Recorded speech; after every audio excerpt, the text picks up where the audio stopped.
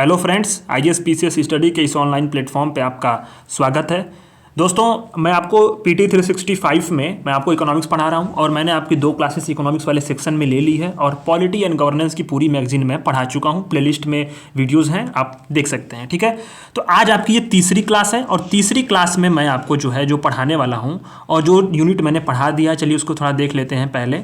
तो मैं आपको ग्रोथ एंड डेवलपमेंट पढ़ा चुका हूँ। फिस्कल पॉलिसी मैंने आपको कंप्लीट करा दिया है। Labour and employment and skill development ये भी मैंने कंप्लीट करा दिया है। और आज मैं आपको पढ़ाने वाला हूँ बैंकिंग एंड मॉनेटरी पॉलिसी, मतलब जो बैंकिंग संबंधी जो खबरें होंगी और मौद्रिक नीति संबंधी उसको समझेंगे। और इसके बाद मैं आपको 2 यूनिट और पढ़ाऊंगा। कौन सा यूनिट है ये वाला, सर्विसेज एंड एनर्जी। ठीक है, तो सर्विसेज एंड एनर्जी पढ़ाने का एकमात्र उद्देश्य ये है कि इससे रिलेटेड जो भी चीज़ें होंगी वो इंटीग्रेटेड, बैंकिंग वाला, सर्विसेज वाला और मॉनेटरी एनर्जी सेक्टर वाला, 3 चीज़ों को पढ़ेंगे। और इसके बाद बाकी अभी नेक्स्ट क्लासेस में मैं आपको एकदम इंटीग्रेटेड तरीके से मैं आपको और पढ़ाता जाऊँगा सारी चीज़ें। ठीक है, तो आप रेगुलर मुझे फॉलो कर रहे हैं तो प्लीज़ आप वीडियोज़ को लाइक कर दीजिएगा, चैनल को सब्सक्राइब कर लीजिए। चलिए शुरू करते हैं अपने कंटेंट पे। इसमें दिया है banking and monetary policy. Banking और मॉनेटरी पॉलिसी यानी बैंकिंग और मौद्रिक नीति के बारे में बात करनी है। यहाँ पे लिखा है incremental crash reserve ratio ICRR। इसके बारे में हम लोग समझेंगे, बहुत अच्छे तरीके से समझेंगे। हालांकि इसको मैंने अपने मंथली मैगजीन की क्लासेस में कंप्लीट कराया है, मुझे याद है। मंथली मैगजीन में आपको मई से लेकर के और दिसंबर तक का कंप्लीट करा चुका हूँ। ठीक है, तो मैंने इस टॉपिक को कराया हुआ है, इसलिए मुझे याद है और उसी को बार बार ये रिपीटिशन है। तो जो लोग नए होंगे उनके लिए भी समझ में आ जाएगा सारी चीज़ें, तो बिल्कुल आप निश्चिंत रहिएगा। तो सुर्खियों में क्यों रहा कि आरबीआई ने बैंकिंग सिस्टम में, जो बैंकिंग सिस्टम है, अभी मैं आपको थोड़ा सा मॉनेटरी पॉलिसी के बारे में बता दूं। मॉनेटरी पॉलिसी होती क्या है कि ये जो होता है मॉनेटरी पॉलिसी, मौद्रिक नीतियाँ किसी भी देश की केंद्रीय बैंक जो होता है, केंद्रीय बैंक यानी कि कौन हो गया, सेंट्रल बैंक। सेंट्रल बैंक की जिम्मेदारी होती है मौद्रिक नीतियाँ। ठीक, और ये क्यों इंपॉर्टेंट होती है, क्योंकि क्या होती है कि अर्थव्यवस्था में जो मुद्रा का प्रवाह होता है, ठीक है, मुद्रा का प्रवाह यानी कि जो आपका फ्लो ऑफ मनी होगा उसको क्या करती है, रेगुलेट करती है। ये रेगुलेट करती है मॉनेटरी पॉलिसी। ठीक, और जो केंद्रीय बैंक होता है, सेंट्रल बैंक होता है, वही क्या करता है, इसको रेगुलेट करता है। ठीक, तो इससे क्या होगा, इससे अर्थव्यवस्था में मुद्रास्फीति में या फिर जो मंदी आती है उन सारी चीज़ों से निपटने में हमें यह मदद मिलती है। ठीक, तो भारत में जो मौद्रिक नीति होती है और वो कब जारी होती है आपको पता होना चाहिए, ये अप्रैल में जारी होती है। ठीक है, अगले मंथ में जारी होगी और प्रत्येक 2 माह में इसकी समीक्षा होती है, यानी कि इसका आपका समीक्षा की जाएगी प्रत्येक 2 माह में। ठीक, अब 3 उद्देश्य क्या होते हैं इसके, 3 उद्देश्य होते हैं मौद्रिक नीति के। मैं आपको थोड़ा सा इसमें एक्स्ट्रा बता दे रहा हूं कि मुद्रास्फीति को नियंत्रित करना। ठीक है, मुद्रास्फीति को नियंत्रित करना, राइटिंग में मजा आइएगा, कंटेंट को समझिए। ठीक है, फिर आर्थिक समृद्धि को प्रबंधित करना, जो आर्थिक समृद्धि होती है उसको मैनेज करना, और जो एक्सचेंज रेट होता है, एक्सचेंज रेट, विनिमय दर, ठीक है, विदेशी मुद्रा की तुलना में, उसको भी ये मौद्रिक नीति कहीं ना कहीं उसको रेगुलेट करती है, उसको टैकल करती है। ठीक, तो मौद्रिक नीति जो होता है ना, मौद्रिक नीति मॉनेटरी पॉलिसी को मतलब उपकरण होते हैं, होगा ना कि मतलब कौन कौन से उपकरण होंगे जिसके माध्यम से मौद्रिक नीति का संचालन किया जाएगा। तो उसके 2 उपकरण होते हैं, एक होता है ट्रेडिशनल और दूसरा होता है नॉन ट्रेडिशनल। ठीक, तो नॉन ट्रेडिशनल में जैसे कि अभी वर्तमान में कुछ चीज़ें, जैसे कि मान लीजिए अभी ट्रेडिशनल बता दूं, ट्रेडिशनल में मतलब ये है कि ट्रेडिशनल मतलब वो है कि आपको जो CRR हो गया, कैश रिजर्व रेशियो, SLR हो गया, ठीक है, बैंक रेट हो गया, bank rate, repo rate, reverse repo rate, MSF हो गया, SDF हो गया। अभी मैं नीचे आपको पढ़ाऊंगा जो आपका इंक्रीमेंट ICRR हो गया, जो आपने ये देखा ICRR हो गया। ये सारे क्या है आपके कि कहीं ना कहीं ट्रेडिशनल, मतलब जो पहले से ही बातें जो आप जानते होंगे वो हैं। अभी नॉन ट्रेडिशनल मतलब गैर पारंपरिक चीज़ें, कुछ नई चीज़ें आई, जैसे कि हेलीकॉप्टर ड्रॉप मनी हो गया, हेलीकॉप्टर मनी। इसको मैं आपको जब पढ़ाऊंगा इकोनॉमिक्स की जो बेसिक क्लासेस, तो मैं आपको बताऊंगा, हालांकि इसमें नहीं दिया हुआ है। हेलीकॉप्टर मनी हो गया, ठीक है, डिमोनेटाइजेशन हो गया जो हाल ही में हुआ था, ठीक है, नेगेटिव इंटरेस्ट रेट, ये सब तमाम चीज़ें क्या है, नॉन ट्रेडिशनल है। ठीक, तो उसी ट्रेडिशनल में अब जब आता है तो उसमें ICRR की बात की जा रही है, कैश रिजर्व रेशियो, ICRR, ठीक है, reverse repo rate, MSF, SDF, bank rate, open market operation होता है, SLR होता है। ठीक है, तमाम ये जो होते हैं, ये ट्रेडिशनल जो होते हैं, ये तरीके होते हैं जिसके माध्यम से मौद्रिक नीति का उपयोग जो केंद्रीय बैंक इस सारे टूल्स का उपयोग करके केंद्रीय बैंक मॉनेटरी पॉलिसी को संचालित करती है। तो न्यूज में क्यों रहा इसको हम लोग समझते हैं कि भारतीय रिजर्व बैंक ने, ठीक है, भारतीय रिजर्व बैंक ने बैंकिंग सिस्टम में जो मौजूदा अधिशेष तरलता है, मतलब जो लिक्विडिटी अधिक थी, मतलब जो फ्लो ऑफ मनी था वो काफ़ी ज़्यादा था, उसको अवशोषित करने के लिए, मतलब अपने पास खींचने के लिए आईसीआरआर का उपयोग किया था। ठीक, आईसीआरआर का उपयोग किसने किया? आरबीआई ने किया बैंकिंग सिस्टम में। बाद में जब नकदी मतलब स्थिर हो गई, मतलब जो कैश था जो मनी मार्केट में, ठीक है, वो क्या हुआ कि जब वो एकदम स्टेबल हो गया तो आईसीआरआर को चरणबद्ध तरीके से बंद कर दिया गया। ठीक है, तो न्यूज में क्यों रहा आईसीआरआर, अब आपको समझ में आ गया क्योंकि ये जो पूरी अधिक तरीके से तरलता हो गई थी मार्केट में, उसको सोखने के लिए आईसीआरआर का जो है आरबीआई ने इस्तेमाल किया। ठीक, तो ये आपका न्यूज में क्यों रहा, ये बात हो गई। अब आते हैं हम लोग अपने मेन बात पे कि आईसीआरआर और सीआरआर होते क्या है। अभी मैंने बताया ना कि आईसीआरआर और सीआरआर क्या होते हैं। ये ट्रेडिशनल टूल्स हैं जो मॉनेटरी पॉलिसी को एक तरीके हैं इसको रेगुलेट करने के लिए। ठीक, अब इसके बारे में हम लोग डिटेल से पढ़ते हैं। डिटेल से पढ़ने की मतलब जब बात आती है तो मैं आपको यहाँ पे एक शब्द आ रहा है एनडीटीएल, इसको थोड़ा सा पहले ही मैं आपको बता दूं एनडीटीएल क्या होता है। देखिए एनडीटीएल, ठीक, एनडीटीएल क्या होता है, इसको बोलते हैं नेट डिमांड टाइम लायबिलिटी। ठीक है, नेट डिमांड टाइम लायबिलिटी, ठीक है, liability, net demand time liability, इसको बोलते हैं एनडीटीएल। अब क्या होता है कि बैंकिंग व्यवस्था में अगर देखें तो बैंकों के पास क्या होती है, एक जमा धनराशि होती है, मतलब जो मैं जाऊंगा बैंक में तो मैं कुछ जमा करूंगा धनराशि को, ठीक है, तो मैं मान लीजिए मैंने जमा किया। ठीक, अब वो क्या होगी, ये बैंकों की लायबिलिटी हो गई।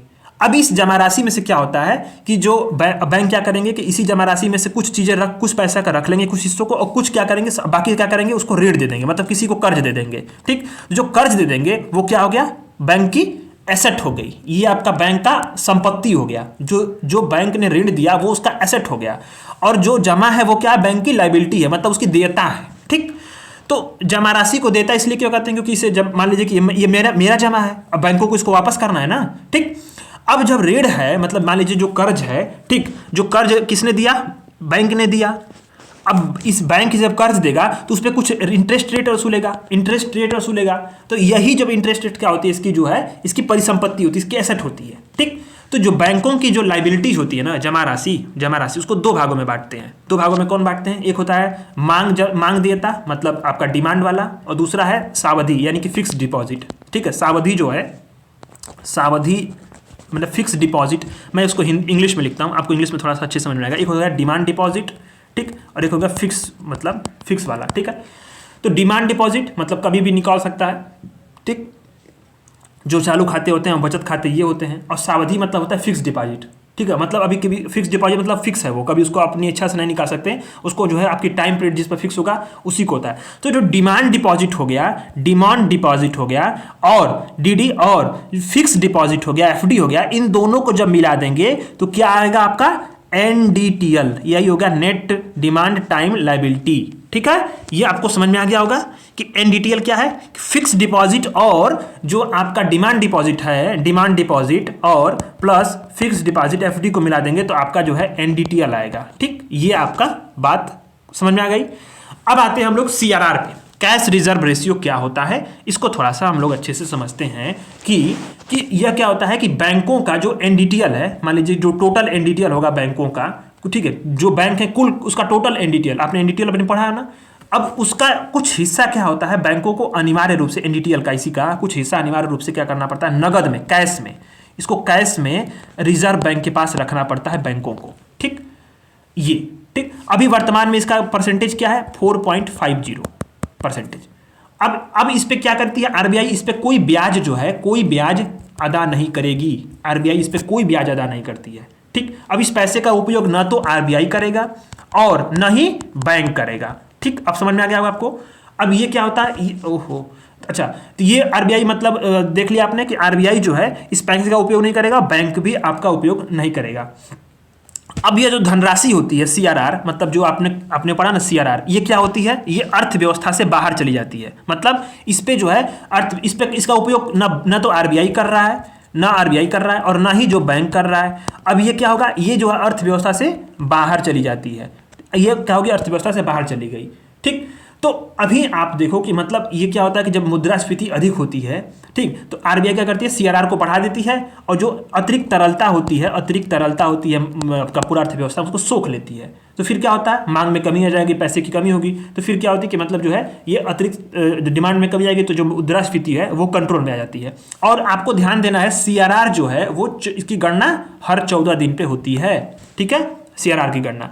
तो आपको समझ में आ गया सीआरआर क्या कहते हैं। अब इसमें क्या लिखा है उसको हम जान लेते हैं कि इसका एक कुल जमा राशि, उसका निश्चित परसेंटेज आरबीआई के पास नगद के तौर पे रखा जाता है, उसी को सीआरआर बोलते हैं। इसमें नेट डिमांड और टाइम लेबिलिटी का एक परसेंटेज जो है आरबीआई के पास सीआरआर के रूप में बनाए रखना आवश्यक होता है, ठीक। आरबीआई का एक्ट जो है वो 1934 के अनुसार जो शेड्यूल कमर्शियल बैंक है, इसमें सार्वजनिक क्षेत्र का हो, निजी क्षेत्र का हो, विदेशी हो या ग्रामीण हो, सहकारी हो, सभी बैंकों को कैश रिजर्व रेशियो बनाए रखना अनिवार्य है। इस बात को आपको नोट कर लेना है, इसमें सवाल पूछ सकता है, ठीक है। तो इसमें ध्यान देना, सार्वजनिक, निजी, विदेशी, क्षेत्रीय, सहकारी, इसको सीआरआर बनाए रखना आवश्यक है, ठीक। तो ये आपको समझ में आ गई। अब आता है आईसीआरआर, ठीक। अब आईसीआरआर क्या है कि जो है सीआरआर के ही समान है, लेकिन इसमें क्या है, इसमें आप समझो कि इसमें बैंकों को धन का एक निश्चित हिस्सा जो है ना, अपने धन का, बैंकों को अपने धन का, आप समझो बैंकों को, इसमें एनडीटीएल का नहीं, इसमें अपने धन का एक निश्चित हिस्सा क्या होता है, आरबीआई के समान रखना पड़ता है, और इस पर कोई ब्याज नहीं मिलता, सीआरआर पे भी कोई ब्याज नहीं मिलता है। लेकिन अब आप इसमें अंतर क्या है कि आरबीआई के पास क्या है, विकल्प है कि सीआरआर को के अलावा जो है आईसीआरआर को भी लागू कर दे, ठीक, उसके पास विकल्प है। अब जैसी स्थिति रहेगी उसका डिसाइड कौन करेगा, रिजर्व बैंक ऑफ इंडिया करेगा। और जो ब्याज दर वसूली जाने वाली होगी ये सीआरआर से अलग होगी। मतलब मान लीजिए सीआरआर की ब्याज दर क्या है, 4.50 है, ठीक, 4.50% इसको रखना है, ठीक। तो अभी इसको बढ़ा करके आईसीआरआर में क्या करती है, जो आरबीआई इसको बढ़ा सकती है। जैसे आप समझो कि एक देखो ये चीज, ये आपको बताएंगे केवल अगर सीआरआर लागू होगा, ठीक। तो मान लीजिए नेट टाइम डिमांड लेबिलिटी 100 रुपया है, तो उसको 4.50% की दर से सीआरआर लागू होगा, तो 4.5 रुपये जमा करना पड़ेगा, ठीक। तो आरबीआई कितना मैनेज कर रहा है, मैंने 4.5 रुपया, ये अर्थव्यवस्था से बाहर चला जा रहा है। अगर मान लो कि सीआरआर के साथ आईसीआरआर लागू हो रहा है, तो माना कि एनडीटीआर अगर 150 रुपया है, तो 4% से अगर सीआरआर लागू होगा तो 6.75 रुपया हो गया ये। फिर और एनडीटीएल में 50 रुपये की वृद्धि हो गई, तो 10% की मान लो दर आईसीआरआर लगा देता है, तो 5 रुपये जमा हो गया। तो टोटल कितना परसेंटेज कर रहा है प्रबंधित, ये कर रहा है आपका 11%, ठीक है। तो इसमें मतलब आपका जो है ये क्यों जो आईसीआरआर लागू हो रहा है, क्योंकि जो है यहाँ पे मुद्रास्फीति या कैश फ्लो काफी ज्यादा है, तो इसी को मैनेज करने के लिए सीआरआर के साथ क्या करती है आरबीआई, इसको भी लगा देती है। यही बात थी, ठीक। इसका प्रभाव क्या हुआ, इसके प्रभाव ये हुआ कि तरलता में जो वृद्धि थी उसको संभाल लिया गया, मतलब जो लिक्विडिटी में फ्लो हो गया था, जो अर्थव्यवस्था उसको संभाल लिया गया, मुद्रास्फीति पर नियंत्रण कर लिया गया, बैंकों को मजबूत बनाया गया। ये क्या होगा, इससे सीआरआर से नगदी का बफर बनता है। जैसे कि मान लीजिए कोई खतरा हो गया, बैंक रन की स्थिति क्या होती है, जैसे हम एक साथ जब जो ग्राहक होंगे, आपने पढ़ा होगा इकोनॉमिक्स में कि जो ग्राहक होंगे वो एक साथ अपना पैसा निकाल लेंगे, ठीक है। तो वो स्थिति क्या होती है, बैंक रन हो जाती है। मान लीजिए कि कोई खतरा आया और ये न्यूज फैल गई कि बैंक डूबने वाला है, बस अचानक से जितने लोग आपके जो खाता धारक होंगे तुरंत अपना क्या करेंगे, पैसा जो है निकालना शुरू कर देंगे। वही स्थिति बैंक रन होती है। तो जो सीआरआर होता है, कैश रिजर्व रेशियो, ये बैंक रन जैसी स्थिति से निपटने में मदद करता है, ठीक है। अब ऋण वितरण में भी कमी हुई, इससे डिमांड में भी कमी आएगी। तो जो आपका क्या है कि जो आपका जो ये स्थिति बनी थी मुद्रास्फीति वाली, अधिक तौर पे तरलता था, वो कंट्रोल हो गया। इसी तरह से आपने ऊपर मैंने आपको बताया ना कि एसडीएफ होता है, रिवर्स रेपो रेट होता है, ओपन मार्केट ऑपरेशन होता है, वे एंड मीन्स जो होता है, ठीक है। ये सारी चीजें जो हैं तो वो क्या है कि अन्य भी जो है जो लिक्विडिटी को मैनेज करती हैं। इसके बारे में हम लोग पढ़ना है, तो इसको भी समझ लेते हैं। तो इसमें दिया है open market operation. Open market operation क्या है कि आरबीआई द्वारा जो गवर्नमेंट सिक्योरिटीज होती है, बॉन्ड की खरीदी बिक्री होती है, उसी को ओपन मार्केट ऑपरेशन बोलते हैं। इसको मैंने कल ही बताया था आपको, बिल अन बॉन्ड, अन्य सारी चीज़ों के बारे में जो पिछली क्लासेस थी, ठीक है, गवर्नमेंट सिक्योरिटीज भी।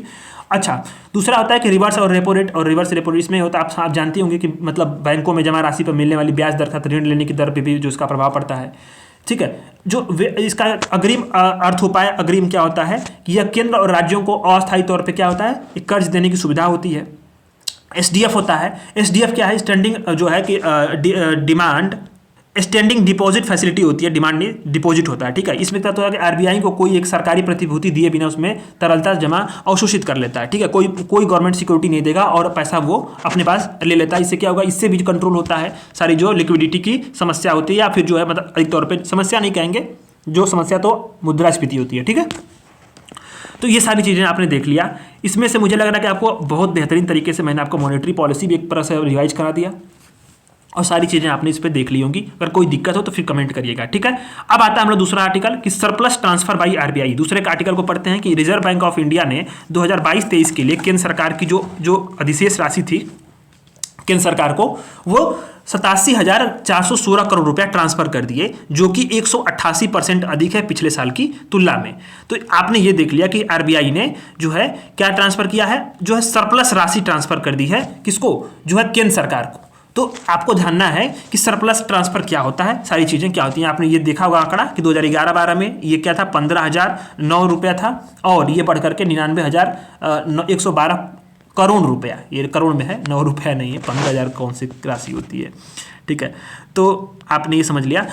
तो अंत तथ्य क्या है कि आरबीआई को आयकर का भुगतान करने की आवश्यकता नहीं होती है। इसलिए क्या होता है, आप समझो कि आयकर भुगतान तो आरबीआई करेगा नहीं, ठीक। तो अभी जो अधिशेष राशि बनती है ना, अधिशेष मतलब जो आपका सरप्लस जो आपका पैसा बचता है, वो क्या करती है, राशि सरकार को ट्रांसफर कर देती है आरबीआई, ठीक। तो आरबीआई का जो कुल व्यय होता है वो ब्याज से प्राप्त होने वाली इसके आय की तुलना में काफी कम होता है। ब्याज से बहुत सारी आय मिलती है आरबीआई को, ठीक, लेकिन व्यय का एक्सपेंडिचर क्या है, बहुत कम है। तो अतिरिक्त पैसा आरबीआई के पास बच जाता है, तो इसी पैसा को जो है आरबीआई ट्रांसफर कर देती है, ठीक। तो ये बस हो गया। अब आरबीआई क्या कर देती, पहले जो है इसका मतलब आकस्मिक निधि के रूप में और परिसंपत्ति विकास निधि के रूप में अपने पास रखती थी। हालांकि दो समितियां बनी, मालेगांव समिति 2013 और उसके चल के बिमल जलान समिति, इसके द्वारा जो है ये क्या किया गया कि फ्रेमवर्क को संशोधित किया गया, जो भी मतलब मैनेज करने के। इसमें बताया गया कि सरकार को जो है आरबीआई को ट्रांसफर कर देना चाहिए पैसा, और उसी के तहत यह वृद्धि हुई है, ठीक। बस बात खत्म, आर्टिकल खत्म। अब आता है तीसरा article, transition from the London interbank offered rate. Transition from the London interbank offered rate, LIBOR, ठीक है, मतलब लंदन इंटरबैंक ऑफर्ड रेट पर निर्भरता की समाप्ति कर दी गई है। तो आपको ध्यान देना है कि पहले आपको थोड़ा समय समझा दूं कि न्यूज में क्यों रहा, उसके बाद बताता हूं लंदन का जो है इंटरबैंक ऑफर्ड रेट क्या होता है। आरबीआई ने जो बैंकों और आरबीआई द्वारा मतलब जो भी संस्थाएं विनियमित की जा रही हैं उसके लिए एक एडवाइजरी जारी की बैंकों को, और बैंकों द्वारा विनियमित जो भी संस्थाएं हैं, मतलब जो वित्त संबंधित चीज़ों को उपलब्धता कराती हैं, वित्त उपलब्ध कराती हैं, फंड ट्रांसफर करती हैं, तमाम चीज़ें जो उपलब्ध कराती हैं, अर्थव्यवस्था में योगदान देती हैं, उनके लिए एडवाइस जारी की कि उन्हें जो है लंदन इंटरबैंक जो है ऑफर्ड रेट पे उसको समाप्त करने के लिए, उससे बाहर निकलने के लिए कहा गया। किसके द्वारा, रिजर्व बैंक ऑफ इंडिया के द्वारा कहा गया। इस बात को ध्यान देना है, ठीक है। अब ये बताया गया, अब आप समझो कि लंदन इंटरबैंक ऑफ जो है ये ट्रांसफर, ये मैंने ऑफर्ड रेट ये होता क्या है, पहले इसको समझ लो। LIBOR क्या है, एक बेंचमार्क होता है, एक बेंचमार्क होता है, मतलब एक मान समझ लो कि ये एक रेट है, स्टैंडर्ड रेट है इसके, और ये क्या है, ब्याज दर का। इसी पे क्या होता है कि मतलब इसको रेफरेंस के तौर पे यूज करते हैं इस रेट को, और जो प्रमुख अंतर्राष्ट्रीय बैंक होंगे, अंतर्राष्ट्रीय इंटरबैंक होंगे बाजार में, दूसरे को ऋण देते हैं या लेते, लेन देन होता है जो अंतर्राष्ट्रीय में, इसी ब्याज दर पे होता है। मतलब एक फिक्स रेट है। मान लीजिए कि ये लंदन जो LBIOR है, आप समझो, देखो एक है आपका कि लंदन इंटरबैंक ऑफर्ड रेट, और दूसरा है आपका MIBOR, ठीक है, MIFOR, ठीक है, ये भी है एक। तो ये दोनों क्या है कि इसको दोनों तरीकों को बंद किया जाएगा। इससे क्या होगा कि आप समझो कि एक जो है कि अभी इसके लिए वैकल्पिक रास्ता उपाय सुझाया जा रहा है, उसको मैं आपको बताऊंगा। तो समझो कि एक वैश्विक तौर पे बेंचमार्क होता है। बेंचमार्क ये है कि मतलब कि ये इतना मान लो कि आपको मान लो एग्जाम्पल के तौर पे 5% का ब्याज दर है। अब इसी 5% के ब्याज दर पे ये एक बेंचमार्क सेट कर दिया गया। तो जो वैश्विक पूरा बाजार है, वैश्विक इंटरबैंक होंगे, मान लीजिए कि भारत का बैंक हो और अमेरिका का बैंक हो, तो जो जब ट्रांसफर करेंगे, ऋण का लेन देन करेंगे, तो इसी 5% पर करेंगे। मतलब एक तरह से क्या, एक मानक बना दिया गया। इसी मानक से बाहर निकलने के लिए आरबीआई ने सूचना जारी की है, ठीक है, आप समझ लो। तो अभी अंत तथ्य क्या है कि बताया यह गया है कि जो Mumbai interbank forward out rate है MIFOR और LBOR, इसको बंद कर दिया जाएगा चरणबद्ध तरीके से, ठीक। अब घरेलू ब्याज दर के लिए क्या है, MIFOR है, मतलब Mumbai interbank forward out rate. अब जो घरेलू स्तर पे मान लीजिए कि ये स्टेट बैंक ऑफ इंडिया है और यूनियन बैंक ऑफ इंडिया है, इसके बीच में मान लीजिए कि इस यूनियन बैंक ने स्टेट बैंक से कर्ज ले लिया, तो किस पे बेंचमार्क क्या होगा कि कितने परसेंट पे, या लेन देन जो भी परसेंटेज होगा किस पे होगा, जो MIFOR का जो बेंचमार्क होगा उस परसेंट उस पे होता था। इसको इसी को बंद करने की बात की जा रही है, ठीक है। तो इसको कौन मैनेज करता है वर्तमान में? तो FBIL, इसके बारे में हम लोग पढ़ेंगे, financial benchmark India private limited, ये इसी को मैनेज करती थी। इसके बारे में हम लोग पढ़ेंगे नीचे अभी। तो आप समझो कि बैंकों और वित्तीय संस्थानों को यह सुनिश्चित की गई है कि ग्राहकों द्वारा कोई भी नया ट्रांजेक्शन होगा या किसी ट्रांजेक्शन का मूल्य निर्धारण होगा, वो क्या होगा, LIBOR और MIFOR पर निर्भर ना हो। मतलब इन दोनों से बाहर निकलने की बात की गई है। ठीक, मान लीजिए कि मैं आपको ट्रांजेक्शन करना हूं कि मान लीजिए मैंने लोन ले लिया, ठीक, अब लोन लिया और फिर मैं उसको पे कर रहा हूं, तो इंटरेस्ट रेट जो होगा वो कहीं ना कहीं LBOR और MIFOR इस पे डिपेंड नहीं होगा। LIBOR क्या है, ये वैश्विक स्तर पे, मैंने बाहरी जो पूरा मतलब लेन देन हो रहा है उस पे है, और MIFOR घरेलू बाजार में है। ठीक, इस पे बाहर हटा दिए, क्योंकि अगर कुछ बैंकों ने गलत डेटा दे करके रेफरेंस रेट को कम किया जाता किया, इससे क्या हो गया कि वैश्विक आर्थिक प्रणाली में इसका उपयोग जो है, इसलिए यह सुनिश्चित किया गया कि इसका उपयोग समाप्त कर दिया जाए, क्योंकि ये जो है हेर फेर किया जा रहा है। इससे क्या होगा, अर्थव्यवस्था पर नकारात्मक प्रभाव पड़ेगा। ठीक, तो आप समझो कि अब इसमें जो लिखा गया है उसको समझते हैं। एक वैश्विक बेंचमार्क है। अब समझो कि वैश्विक स्तर पे जो ब्याज दर है उसको तय करने के लिए एक बेंचमार्क के तौर पे यूज करते हैं, और इसी रेट पर क्या होगा, प्रमुख जो बैंक होंगे अंतर्राष्ट्रीय, वो क्या करेंगे, एक दूसरे को कर्ज देंगे, और ये कर्ज अल्प अवधि के लिए दिए जाते हैं। ठीक, तो ये समझ लो बेंचमार्क हो गया। अच्छा, विनियमन क्या है कि पहले आप समझो कि जो LIBOR था वो ब्रिटिश बैंकर एसोसिएशन द्वारा तय करते थे। अब इसके बाद में इसको जो है FCA के दायरे में लाया गया। इसको ध्यान नहीं देना है, बट इस समझो कि कौन ये गणना कैसे होती थी। तो LBIOR की जो गणना होती थी 5 मुद्राओं पे, अमेरिकी dollar, euro, pound, Swiss franc और जापानी येन के लिए। ठीक, अब इसके लिए इसमें से प्रत्येक मुद्रा जो था उसमें 7 अवधि के लिए जो है इसमें गणना होती थी। 7 अवधि मतलब कि मान लो कि किसी बैंक को ओवरनाइट के लिए, मतलब 24 घंटे के लिए लोन चाहिए तुरंत, 1 सप्ताह के लिए, 1 महीने के लिए, 2 महीने के लिए, 3 महीने के लिए, 6 महीने के लिए, 12 महीने के लिए, जो ये था उसके लिए गणना होती थी, और ये रेट बनता था। इसी रेट पे जो है लेन देन ऋण का होता रहता था। ठीक है, इसी को अब ये क्या कर दिया गया है कि मतलब इसे खत्म करने की बात की गई, इससे बाहर निकलने की बात की गई है। ठीक है, इससे लागत, अब इससे लाभ क्या होगा, भारत को बाहर निकल जाएगा तो वित्त पोषण की लागत में कमी आई जाएगी, और रेफरेंस रेट की गणना बेहतर तरीके से होगी, पारदर्शी तरीके से होगी, क्योंकि इसमें अभी आपने देखा था कि कुछ हेरफेर भी हुए थे। ऋण लेने की लागत है उस पर कमी आ जाएगी, क्योंकि ये ब्याज दर क्या है कि अभी मतलब जो इसका रेफरेंस ब्याज दर था उससे हम लोग कम ब्याज दर पर भी हम लोग ऋण ले सकते हैं। ठीक है, और अधिक प्रतिस्पर्धा जो है वो सुनिश्चित हो सकेगा। ठीक, तो ये बात हो गया। इसका विकल्प भी है बहुत सारा। LIBOR का अन्य सारे विकल्प क्या है, मुंबई का, भारत का modified Mumbai interbank forward outright rate है। ठीक, हालांकि MIFOR को सरकार बाहर निकलने की बात करी, लेकिन जो है MMIOFR क्या है, इसका अलग है, एक मॉडिफाइड वर्जन है। ठीक, चीन का संघाई इंटरबैंक ऑफर रेट है, जापान का है, यूरोपियन का है, फिर और USA का है। ठीक है, तो लंदन वाले से और मुंबई वाले से सरकार ने बाहर निकलने की बात की गई है। ठीक, अब भारत के संदर्भ में क्या बदलाव होगा, तो वैकल्पिक जो है रेफरेंस रेट इसको तैयार की जाएंगी, अल्टरनेटिव रेफरेंस रेट जो है इसका तैयार की जाएंगी। इसने RBI ने तैयार किया है, जो क्या होगा, ये बैंकों को जो है अंतर्राष्ट्रीय वित्तीय लेन देन के लिए ब्रिटिश पाउंड के बजाय मुद्राओं की एक बास्केट दरों से चुनने की सुविधा देती है। ठीक है, अब आप समझो MIFOR क्या है कि घरेलू ब्याज दर के लिए एक बेंचमार्क है। इसको कौन मैनेज करता है, FBIL मैनेज करता है। ठीक, FBIL के बारे में हम थोड़ा समझ लेते हैं। तो FBIL क्या है, इसका कंपनी एक्ट के तहत इसका उद्गम हुआ था, मतलब एक लिमिटेड कंपनी है।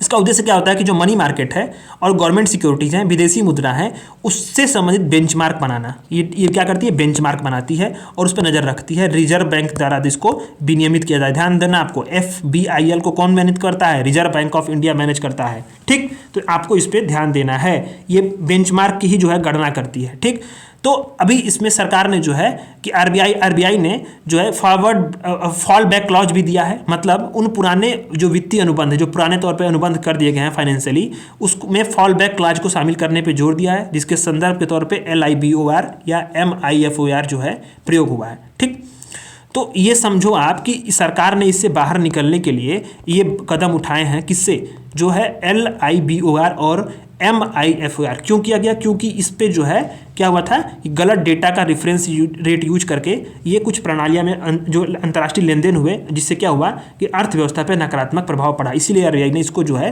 बिना एडवाइजरी जारी की कि इससे आप बाहर निकलिए, और सरकार रिजर्व बैंक ऑफ इंडिया ने अल्टरनेटिव रेफरेंस रेट ARR का जो है ये जो है बढ़ावा किया, इसका जो है इस्तेमाल करने की जोर दे रही है, और इस पर जो है इसको लागू करेगी। ठीक, तो अन्य विकल्प ही हैं, सरकार चाहे तो इस पर अन्य विकल्प पे भी जा सकती है, रिजर्व बैंक ऑफ इंडिया।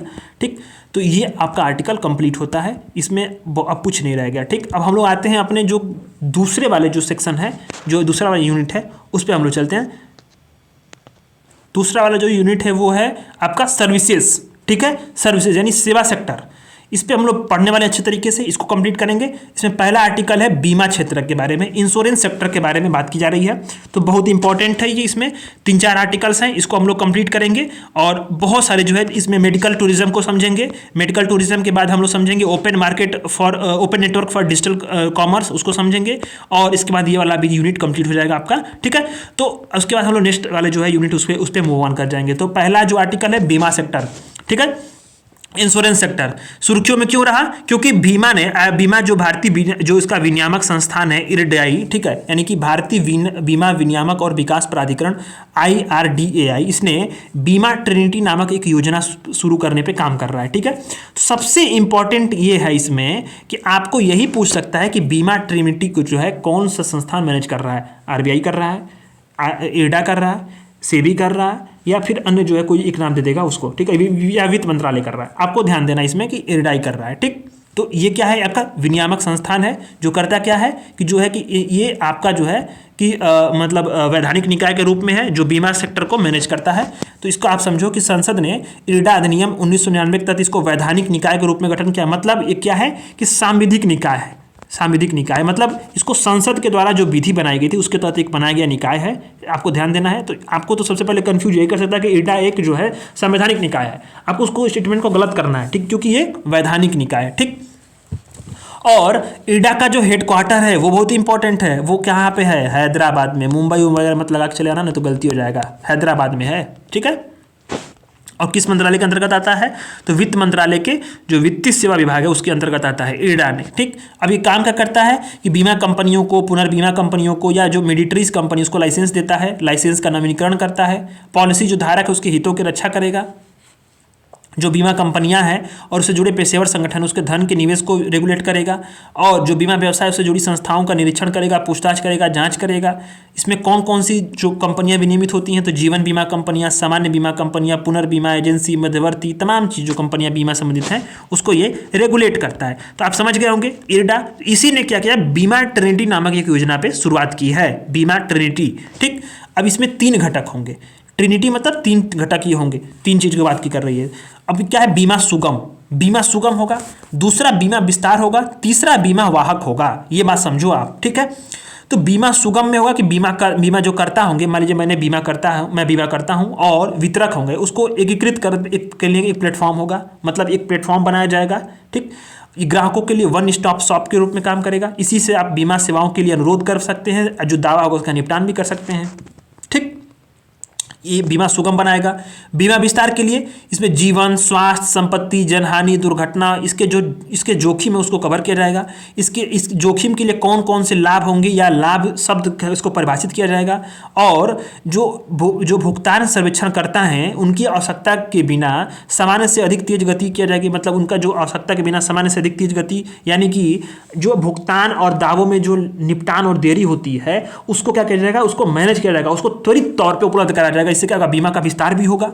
बीमा वाहक समझो कि इस प्रत्येक ग्राम सभा में एक महिला जो केंद्रित कर्मी मौजूद रहेगी, और प्रत्येक घर की जो बड़ी महिला रहेगी उससे मिलेगी और वो समग्र बीमा उत्पाद के बारे में, लाभों के बारे में जानकारी देगी। मतलब बीमा वाहक के रूप में क्या होगी? एक महिला होगी जो प्रत्येक ग्राम सभा में एक महिला केंद्रित कर्मी होगी। ठीक, और ये प्रत्येक घरों की जो बड़ी महिलाएं होंगी, जो बुजुर्ग होंगी, उनको जाएंगे समझाएंगे। यानी एक समझो कि बीमा वाहक के तौर पे महिला की नियुक्ति की जा रही है। बहुत बड़ा कदम है ये, समझ लो। ठीक है, तो ये जो ट्रिनिटी है उसमें आप क्या 3 चीजें हैं? बीमा को सुगम बनाना, बीमा का विस्तार करना, बीमा वाहकों को जो नियुक्त करना, तमाम चीजें यहाँ पे की गई हैं।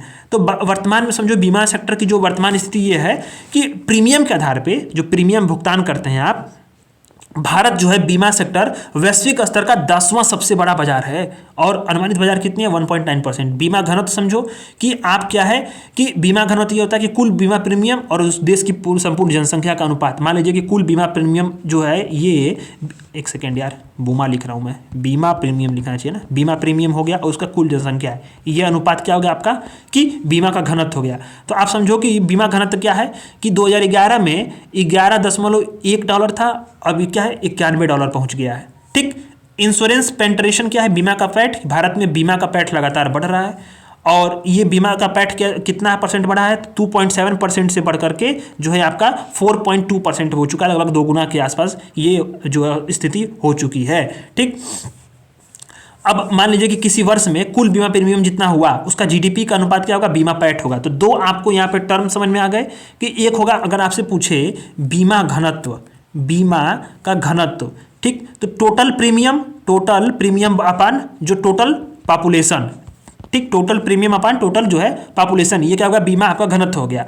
अब बीमा पैठ क्या हो गया आपका, बीमा पैठ, तो समझो कि जो आपका एक वर्ष में, एक वित्तीय वर्ष में जो कुल बीमा टोटल प्रीमियम है उसका जीडीपी का अनुपात, ठीक है, जीडीपी का अनुपात, तो ये आपका पैठ मालूम चल जाएगा, ये हो गया।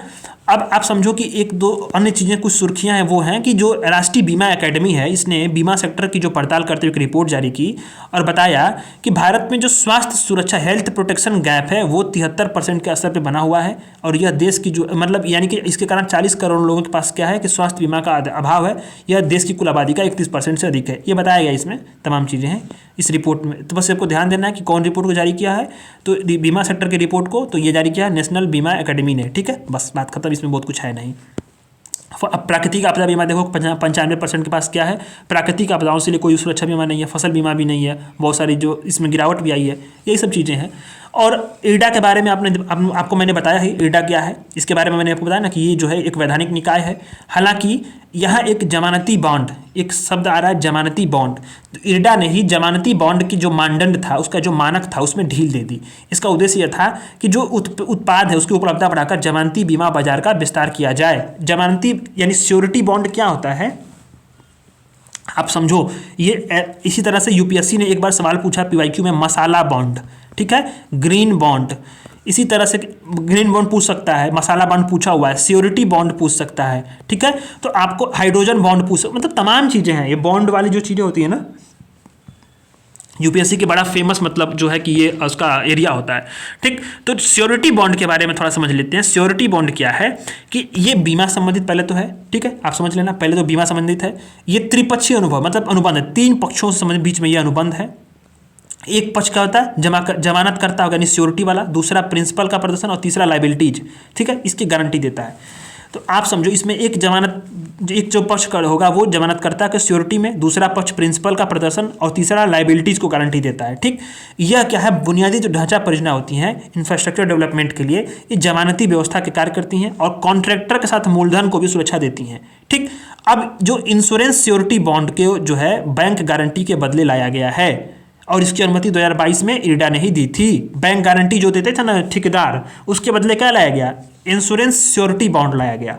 मतलब जो आप समझो कि आप क्या होता था कि अगर आप पहले आपको ठेका लेना है, वर्तमान अभी छोटे स्तर पे है पर बड़े स्तर पे देखें, अगर ठेका आपको लेना पड़ता था पहले, आपको मान लीजिए कि आपको जो है ये कॉन्ट्रैक्ट चाहिए रोड बनवाने का, तो आपको क्या होना है, बैंक गारंटी जमा करनी पड़ती थी कि आपके पास इतना है, उसके बाद आपको लाइसेंस मिलता था, उस लाइसेंस पे आप क्या करते थे, फिर अपना जो है कॉन्ट्रैक्ट लेते थे।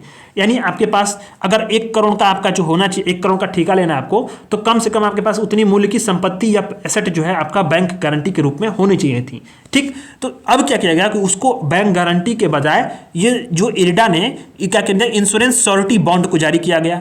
अब इंश्योरेंस श्योरिटी बॉन्ड से क्या होता क्या है, ये त्रिपक्षीय अनुबंध होता है, इसमें एक जमानत करता होगा, श्योरिटी दे रहा होगा, दूसरा प्रिंसिपल का और तीसरा लाइबिलिटीज होगी, तीनों की गारंटी होती है बॉन्ड और ये सुरक्षित होता है। ठीक, ये जो है बुनियादी ढांचा परियोजनाओं के लिए जमानती व्यवस्था के रूप में, यही गारंटर के रूप में ये कार्य कर लेता है। अगर आपके पास बॉन्ड होंगे तो आप ये गारंटर के तौर पर इसका इस्तेमाल कर सकते हैं। तो ये आपका पूरा हो गया। अब आते हैं हम लोग कि मेडिकल एंड वेलनेस टूरिज्म। ये आता है कि गृह मंत्रालय ने वीजा की एक नई श्रेणी बनाई। वीजा की एक नई श्रेणी किसने बनाई, गृह मंत्रालय ने बनाई। क्या वीजा, आयुष वीजा। अब ये आयुष वीजा किस मंत्रालय ने जारी किया है, सवाल पूछ दे तो आप विदेश मंत्रालय मत मार के चले आना, क्योंकि ये वीजा संबंधित है, तो वीजा संबंधित आप लोग डायरेक्ट आपका क्लिक करेगा विदेश मंत्रालय। ठीक है, तो आपको ध्यान देना है, गृह मंत्रालय ने जारी की है। और ये क्या करेगा, आयुष वीजा कि जो मेडिकल टूरिज्म है ना, उसके मेडिकल टूरिज्म को प्रोत्साहित करेगा। और जैसे मान लो कि आयुष चिकित्सा प्रणालियों के तहत मान लीजिए कि किसी पाकिस्तान का मान लो कोई नागरिक है और उसको क्या करना है, उसको अपने कैंसर का इलाज कराने के लिए भारत आना है, हैदराबाद, ठीक है, हैदराबाद या मुंबई आना है। तो मेडिकल टूरिज्म का जो आयुष वीज़ा है, आयुष वीज़ा को लेकर के वो चाहे तो आ सकता है, अपना वीज़ा बनवाए चाहे ना बनवाए, पर आयुष वीज़ा के अप्लाई कर सकता है और वो अपना आकर के यहाँ पे इलाज कराएगा, इलाज करा के चला जाएगा, ठीक। तो यही एक नई कैटेगरी बनाई गई है वीज़ा के लिए, आयुष वीज़ा, ठीक। तो आपको ध्यान देना किसने ये किया है, गृह मंत्रालय ने किया है। तो अब जो वीज़ा मैनुअल 2019 है उसके तहत मेडिकल वीज़ा का एक नया अध्याय जो है आयुष वीज़ा शामिल किया गया, आयुष वीज़ा, ठीक। ये क्या है कि भारतीय चिकित्सा प्रणाली के तहत जो है उपचार संबंधित है। अब इसमें कौन, हाँ इसमें शब्द भी ध्यान देना है, मेडिकल टूरिज्म में जो है आयुष वीज़ा एक जोड़ा गया। तो आयुष वीज़ा में शब्द अभी इसमें क्या है कि इसमें कौन कौन से जो भारतीय चिकित्सा प्रणाली के अंतर्गत आएंगे, तो आयुर्वेद, योग, प्राकृतिक चिकित्सा, यूनानी, सिद्ध और होम्योपैथी, ये सारे शब्द आते हैं आयुष में, ठीक है। और हालांकि इसमें पारंपरिक और गैर पारंपरिक भी है, तमाम चीज़ें हैं और वो सारी चीज़ें इसमें आएंगी। इससे भारत का जो मेडिकल वैल्यू ट्रैवल होगा वो बढ़ जाएगा, ठीक। अब जो पारंपरिक भारतीय चिकित्सा है उसको वैश्विक बनाने में हमारी मदद मिलेगी। जैसे योगा का विस्तार हुआ ना, उसी तरह से आयुर्वेद का विस्तार होगा, उसी तरह से जो हमारा यूनानी जो होम्योपैथी मेडिसिन हैं वो भी होंगी, ठीक। अभी तमाम प्रकार के अन्य जो पारंपरिक और गैर पारंपरिक जो देखभाल प्रणालियाँ स्वास्थ्य की वो भी बढ़ेंगी। मेरे से एक व्यक्ति बता रहे थे कि उनको जो है उसको एक दिमाग में गांठ पड़ गई थी, उसको उसने पूरा इलाज करा लिया, जो अमेरिका से लेकर तमाम चीज़ों पर इलाज कराया उसने, ठीक है। और वहाँ क्या उसको ठीक नहीं हुआ, दिमाग में उसकी जो गांठ थी, और वो मतलब यहाँ के हैं भी नहीं, वो फॉरेन के हैं, नेपाल के हैं, मतलब कि फॉरेन हुआ ना, वो तो विदेशी हुआ, तो नेपाल के थे वो, और उन्होंने पूरा इलाज कराया, कहीं नहीं ठीक हुआ। वो भारत आए और भारत में वो चले गए थे BHU, उन्होंने जो है वहाँ BHU में आयुर्वेद विभाग है, आप जानते होंगे जो लोग गए होंगे, आयुर्वेद विभाग से उन्होंने जो इसकी दवा की और वो 2 साल में ठीक हो गए, बिल्कुल ठीक हो गए। और जो आपका जो पारंपरिक जो ट्रेडिशनल जो दवाइयाँ होती हैं, अंग्रेजी दवाई जिसको बोलते हैं, ठीक है, वो उसमें बोला गया कि इनका ब्रेन का ऑपरेशन करना पड़ेगा और बिल्कुल बचने की कोई उम्मीद भी नहीं थी, तो वो आयुर्वेद से ठीक हो गए। तो ये तमाम चीज़ें हैं जो क्या होती हैं कि भारत की जो पारंपरिक जो चिकित्सा प्रणालियाँ वो कहीं ना कहीं बेहतर होती हैं कुछ लोगों के लिए। तो वही इसी के लिए जो आयुष वीज़ा यहाँ पे बनाया गया है। अब आता कि मेडिकल टूरिज्म चिकित्सा पर्यटन शब्द ऐसा है कि इसका उपयोग क्या होगा, स्वास्थ्य सेवाओं की तलाश के लिए अंतर्राष्ट्रीय यात्रियों की जो आवाजाही होती है उसी का वर्णन करने के लिए हम लोग मेडिकल टूरिज्म की बात करते हैं। और आरोग्य पर्यटन क्या होता है, वेलनेस टूरिज्म, कि मतलब किसी व्यक्ति के कल्याण को बनाए रखने के लिए या उससे बढ़ाने के लिए जो यात्रा होती है वो क्या होता है, वेलनेस टूरिज्म। इसको वेलनेस मतलब वो स्वस्थ है पर उसको क्या करना है, उसको और अभी फिट करना है, या उसके लिए उसको मेंटेन करना है फिटनेस को, तो वो टूरिज्म जो होगा। जैसे मान लीजिए कि आपको क्या है कि कोई व्यक्ति है उसको अध्यात्म बड़ा अच्छा है, वो अध्यात्म पे उसकी रुचि है, वो क्या करेगा, वो भारत का टूरिज्म करेगा और चला गया वो हिमालय पर चला गया, ठीक है, या फिर वो पश्चिमी घाट चला गया, वहाँ पे जाकर के जो उसने कुछ मतलब अपना मेडिटेशन किया, योगा किया, केरला चला गया, तो ये क्या होगा, वेलनेस टूरिज्म हो गया, ठीक। और जो आपका हेल्थ टूरिज्म हो गया वो क्या हो गया, आपका जो मेडिकल टूरिज्म आपका हो गया कि दवा के लिए आया है, ठीक है। तो ये आपको ध्यान देना है। उसका उद्देश्य क्या है कि इसके पर्यटन मंत्रालय ने चिकित्सा और आरोग्य पर्यटन के लिए राष्ट्रीय रणनीति का रोड मैप तैयार किया है। अब यहाँ समझो वीज़ा कौन जारी किया, गृह मंत्रालय, और पर्यटन मंत्रालय ने इसके लिए आरोग्य और चिकित्सा पर्यटन के लिए राष्ट्रीय रणनीति और रोड मैप दिया। इसका क्यों इसका बनाया, क्योंकि एक इंस्टीट्यूट जो एक संस्थागत ढांचा बनाया जाए, चिकित्सा और आरोग्य पर्यटन के परिवेश को मजबूत किया जाए, एक ब्रांड बनाया जाए और गुणवत्ता आश्वासन हो, ठीक है। अब इसको क्या किया जाएगा कि एक मतलब जो है online medical value travel portal स्थापित किया जाएगा, जिससे क्या होगा कि डिजिटलीकरण को बढ़ावा मिलेगा, ठीक। और आप समझो कि मेडिकल वैल्यू ट्रैवल के लिए पहुंच में वृद्धि करेगी, और संस्थागत ढांचे के लिए राष्ट्रीय चिकित्सा आरोग्य पर्यटन संवर्धन बोर्ड का भी गठन करना, ये तमाम चीज़ें इस रणनीति में है और इसका किया जाएगा, अभी किया नहीं गया, किया जाएगा। यह एक आता है इंपॉर्टेंट कि WHO और आयुष मंत्रालय ने गुजरात के गांधीनगर में प्रथम WHO पारंपरिक चिकित्सा वैश्विक शिखर सम्मेलन आयोजित किया गया था। तो ये आपको ध्यान देना है, यहाँ से सवाल UPPCS, BPSC, MPPSC और उत्तराखंड PCS जो भी स्टेट PCS है वहाँ ये सवाल बन सकता है, और UPSC भी पूछ सकता है, क्योंकि ये पहला WHO का और पारंपरिक चिकित्सा वैश्विक शिखर सम्मेलन है, और वो भी आपका जो है इंडिया में हुआ है, गुजरात के गांधीनगर में। तो आपको ध्यान देना है कौन, आयुष मंत्रालय और WHO पारंपरिक चिकित्सा वैश्विक शिखर सम्मेलन का आयोजन किया। इसकी थीम क्या थी कि सभी के लिए स्वास्थ्य और सभी के लिए कल्याण। आपको ध्यान देना इसमें कि सभी के लिए स्वास्थ्य और सभी के लिए कल्याण की ओर इसकी थीम है। तो ये बहुत इंपॉर्टेंट है, क्योंकि क्या है कि इसमें ट्रेडिशनल जो आपका टूरिज्म, मेडिकल टूरिज्म की जो बात की जा रही है उस पर शिखर सम्मेलन हुआ, और किसने किया कि किसने ये किया कि आपका जो है WHO और आयुष मंत्रालय ने किया। और इस शिखर सम्मेलन का उद्देश्य क्या था कि साक्ष्य आधारित पारंपरिक पूरक और चिकित्सा जो है एकीकृत चिकित्सा इसकी क्षमता का दोहन किया जाए। और इसमें इंपॉर्टेंट बात यह है गुजरात घोषणा पत्र। अब WHO ने इसमें शिखर सम्मेलन में गुजरात घोषणा पत्र जारी किया, जो आउटकम डॉक्यूमेंट था किसका, WHO पारंपरिक चिकित्सा प्रथम जो हुआ था वैश्विक शिखर सम्मेलन उसकी। तो ध्यान आपको देना, इस पे नोट कर लेना कहीं कॉपी में, गलती मत करना प्लीज, इतना आसान चीज ये गलत नहीं होना चाहिए। गुजरात घोषणा पत्र किससे संबंधित है, तो उससे आप WHO ने है जारी किया। किसने जारी किया, WHO ने, और आयुष मंत्रालय ने इसका जो प्रथम जो WHO पारंपरिक चिकित्सा वैश्विक शिखर सम्मेलन हुए थे उसी के मीटिंग में। ठीक, अब आता है कि open network for digital commerce ONDC। ठीक है, अब यहाँ आपको ये भी ध्यान देना है कि ये क्यों इंपॉर्टेंट है। ये इसलिए इंपॉर्टेंट है क्योंकि यहाँ पे एक प्लेटफॉर्म लॉन्च किया गया।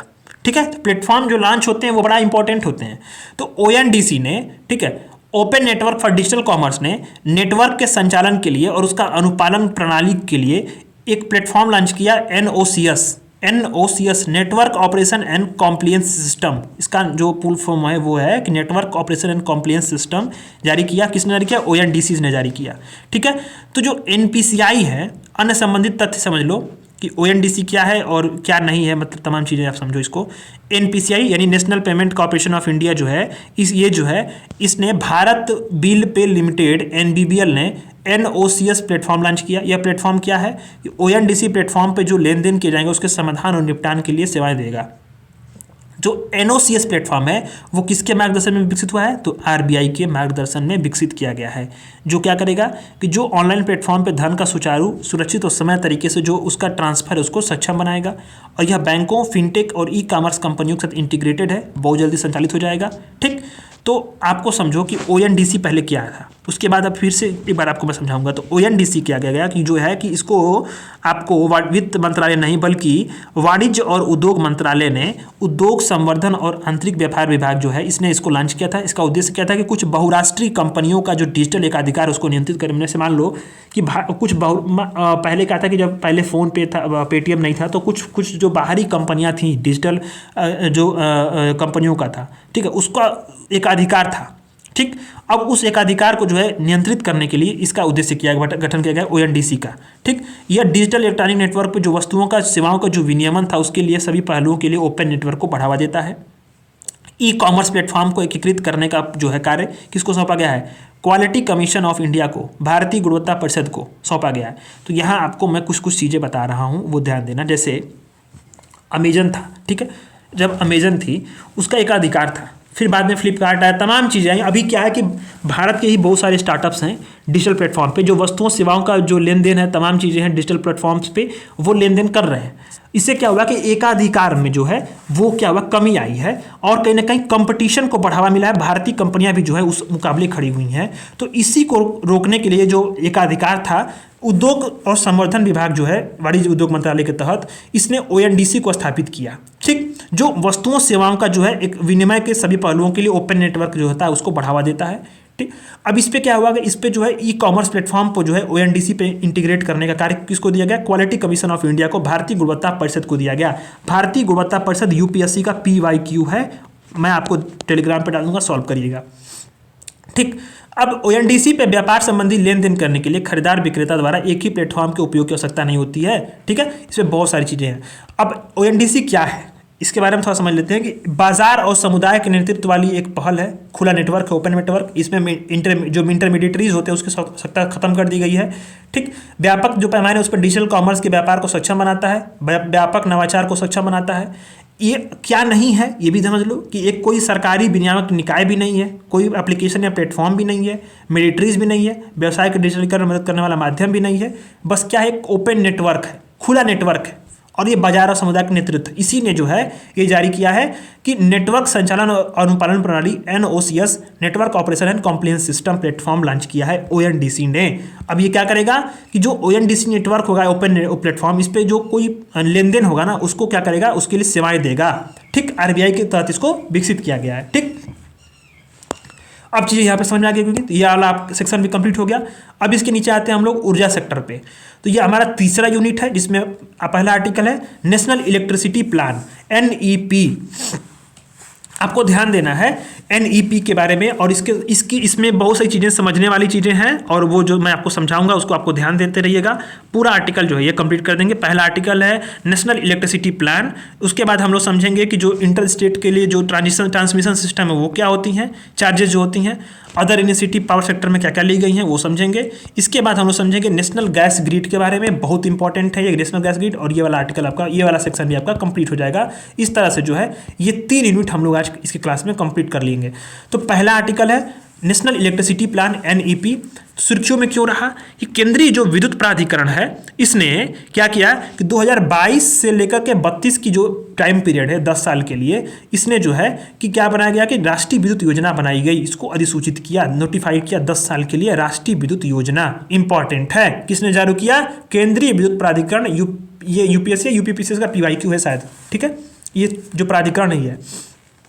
तो इसको अब आप समझो कि अन्य तथ्य क्या है कि विद्युत अधिनियम 2003 जो था उसके अंतर्गत बताया गया कि जो केंद्रीय विद्युत प्राधिकरण है उसको राष्ट्रीय विद्युत नीति के तहत एक जो है एनईपी तैयार करनी पड़ेगी, यानी कि नेशनल इलेक्ट्रिसिटी प्लान तैयार करना पड़ेगा। साथ ही इस तरह योजना को 5 वर्ष में एक बार उसको नोटिफाई करना पड़ेगा, ये उसको एक्ट में बताया गया। तो 10 साल के लिए इसने जो है बनाया है, अधिसूचित किया है। तो मतलब कई बार ये हो चुका है, पिछले 5 वर्षों में समीक्षा भी हो चुकी है। तो पहली जो एनईपी थी 2007 में अधिसूचित की गई थी नेशनल इलेक्ट्रिसिटी प्लान, फिर बाद में इसको जो है अभी वर्तमान में नया बनाया गया है, 2022 से लेकर 2032 तक के लिए नोटिफाई किया है। इसकी विशेषता क्या है वर्तमान में जो बनाई गई है? तो इससे कुछ यूपीपीसीएस और यूपीएससी में कुछ सवाल बन सकते हैं, उसको हम लोग समझने का प्रयास करेंगे कि जो ऊर्जा की मांग है वो बढ़ी है। ऊर्जा की मांग बढ़ी है क्यों? कि भारत में जो है कि अब विकास कार्य भी बहुत तेजी से हो रहे हैं, तमाम चीज़ें बदलाव आई हैं। तो पिछले दशक के मुकाबले जो बिजली की मांग है वो 4.1% की जो है उस रेट से बढ़ी है। क्या? CAGR रेट से बढ़ी है। CAGR compound annual growth rate होता है, चक्रवृद्धि ब्याज की दर से बढ़ी है। ठीक, तो आप समझो इसमें कुछ डेटा है। स्थापित क्षमता की मतलब 2026-27 के लिए जो विद्युत की संभावित मांग कितना होगी? वो 610 गीगावाट होगी, ये बताया गया है। जिसमें क्या होगा? इसमें 57.4% का गैर जीवाश्म आधारित स्रोत होगा। ठीक है, ध्यान देना। और 2022 में क्या है? 40% है। तो ये बढ़कर कितना हो जाएगा? गैर जीवाश्म का स्रोत जो है आपका 57% है, यानी कि गैर जीवाश्म स्रोत की में बढ़ोतरी होगी, आपको ध्यान देना है। कार्बन उत्सर्जन यानी कोयला आधारित जो संयंत्र है उससे जो है औसत जो CO2 उत्सर्जन रेट है उसमें गिरावट देखी जा रही है। रिन्यूएबल एनर्जी सोर्स का योगदान जो है वो देखा गया है कि 2026-27 तक क्या होगा? 35% हो जाएगा लगभग कुल ऊर्जा का, मतलब जो नवीकरणीय ऊर्जा का स्रोत है। ठीक, अब आपको ध्यान देना है कि ऊर्जा दक्षता और संरक्षण, भारत ने अपने जो GDP की में उत्सर्जन की तीव्रता को 24% की कमी की है, और 2005 के मुकाबले 2030 तक जो है उत्सर्जन की तीव्रता में 45% की कमी लाने के लिए प्रतिबद्ध है। इंपॉर्टेंट है, ये बात को ध्यान देना। क्या होता है उत्सर्जन तीव्रता? वो समझते हैं पहले कि आर्थिक गतिविधि के दौरान जो ग्रीन हाउस गैस उत्सर्जन की जो माप होती है ना, उसी को GDP की तुलना में नापते हैं, उसी को उत्सर्जन माप माना जाता है। उत्सर्जन तीव्रता उसी को मापते हैं, उसी को मानते हैं। और आप समझो कि 2005 से 2016 की अवधि में GDP की तुलना में उत्सर्जन तीव्रता में 24% की कमी की गई है। और ये क्या है कि 2030 तक इसको 45% के लिए कमी करने की बात की जा रही है। बहुत इंपॉर्टेंट है। ठीक, तो अब यहाँ एक डेटा है। इस डेटा को मैं क्यों मैं इसमें थोड़ा सा मैं आपको जोर दे रहा हूँ, क्योंकि यूपीपीसीएस जो है ऐसे डेटा पे सवाल पूछता है। क्यों पूछता है? क्योंकि बताता है वो पूछता है इसमें कि डेटा सीधे दे देगा और पूछेगा कि मतलब इसमें आपका और इस सेक्टर में इसका कितना योगदान है डायरेक्टली। ठीक, तो ध्यान देना कि 2022 तक जो अखिल भारतीय जो क्षमता है, जो मतलब सभी वैल्यूज़ हैं, उसमें समझो कि जो नवीकरणीय ऊर्जा स्रोत है वो 39% है, ये वाला। ठीक, कोयला सेक्टर 51%, मतलब अभी भी क्या है कि जो पूरी जो क्षमता है उसमें कोयला क्या है? सबसे अधिक रोल निभा रहा है। दूसरे नंबर पे आपका नवीकरणीय ऊर्जा स्रोत है। परमाणु 2% है, ध्यान, बस खत्म। इसी तरह से जान लो कि जो नवीकरणीय ऊर्जा है उसमें कौन कौन सा, जो अभी नवीकरणीय ऊर्जा में 39% का स्रोत है। तो इसी नवीकरणीय ऊर्जा में आप समझो कि जो पवन है वो क्या है, सौर क्या है, 34%।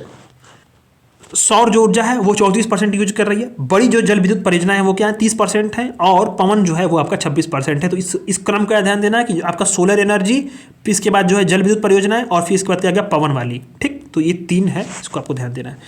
अब आता था केंद्रीय विद्युत प्राधिकरण। ये यूपीपीसी से यूपीएससी के साथ ये पूछा हुआ सवाल, इसीलिए मैं इसको हाईलाइट किया हूँ। ये समझो एक सांविधिक संस्था है, सांविधिक संस्था, ये ध्यान देना आपको। संविधान के द्वारा जो विधि बनाई गई उसी के तहत बनाई गई संस्था है, इसको ध्यान देना। केंद्रीय विद्युत प्राधिकरण के बारे में बहुत इंपॉर्टेंट है ये, ठीक है। किसके अंतर्गत काम करता है? विद्युत मंत्रालय के अंतर्गत कार्य करता है। और इसकी उत्पत्ति आप जानते हैं, विद्युत आपूर्ति अधिनियम 1948 के तहत की गई थी, धारा 3 के तहत। अभी वर्तमान में इसको जो है 1975 में पूर्णकालीन निकाय बना दिया गया, और इसका जो है औपचारिक रूप से बाद में इसको विद्युत अधिनियम 2003 था, उसके तहत इसको गठन कर दिया गया। अभी इसमें इसका कार्य क्या है कि देश में जो गुणवत्ता वाली जो बिजली है और विश्वसनीय है 24/7 आपूर्ति सुनिश्चित करना है किसको? उपभोक्ताओं को। इसमें स्ट्रक्चर समझो, जो सेंट्रल इलेक्ट्रिसिटी अथॉरिटी है जिसने ये मसौदा जारी किया था, नेशनल इलेक्ट्रिसिटी प्लान एनईपी जारी किया, ठीक है, वो एजुकेशन पॉलिसी नहीं है, इलेक्ट्रिसिटी पॉलिसी है, ठीक है। तो इसमें आप समझो इसमें कौन कौन सदस्य हो सकते हैं? तो अध्यक्ष सहित क्या होंगे? अधिकतम 14 सदस्य होंगे, अध्यक्ष सहित। और इसमें केंद्र सरकार द्वारा नियुक्त अधिकतम 8 पूर्णकालीन सदस्य होंगे। बात समझ में आ गया आपको कि यह करती क्या है? केंद्र सरकार को राष्ट्रीय विद्युत नीति समेत मामलों पर सलाह देती है। बस आपको यहाँ ध्यान देना है। मीटर लगाने की शर्तें भी ये निर्धारित करती है। बस आपको ये इतना ही आपको ध्यान देना है, बाकी चीज़ें इसमें कंप्लीट हो गई। नेक्स्ट वाले आर्टिकल पे आते हैं। Inter state transmission system charges जो हैं उसके लिए ISTS चार्जेस।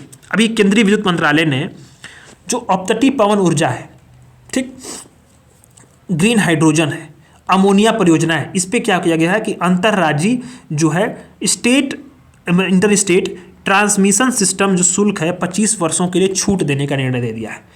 ध्यान देना इस शब्द पे, अपतटीय पवन ऊर्जा, ग्रीन हाइड्रोजन और अमोनिया परियोजना, 3 परियोजनाएं। इस पे समझो कि आपको जो inter state transmission system charges है, इस पे शुल्क से 25 वर्षों के लिए केंद्रीय विद्युत मंत्रालय ने छूट दे दी। क्यों छूट दी, इसके बारे में समझेंगे, तमाम चीज़ें समझेंगे। आइए जानते हैं। इसके पहले क्या हुआ था कि सरकार ने जो नई जल विद्युत परियोजनाएं थी उस पर भी ये ISTS शुल्क माफ करने का आदेश दे दिया था। तो जो अपतटीय पवन ऊर्जा प्रणालियाँ जल निकायों से संबंधित पवन चक्कियाँ हैं, आप समझना, अपतटीय पवन ऊर्जा प्रणालियाँ, आप शब्द आया ना अपतटीय, ये क्या है? जल निकायों में निर्मित जो होती पवन चक्कियाँ होती हैं, ये क्या होती है? महासागर के जो महाद्वीपीय शेल्फ होता है, जैसे आप समझो ये क्या हो गया, ये महाद्वीप हो गया, ये सागर है, ठीक, ये सागर है।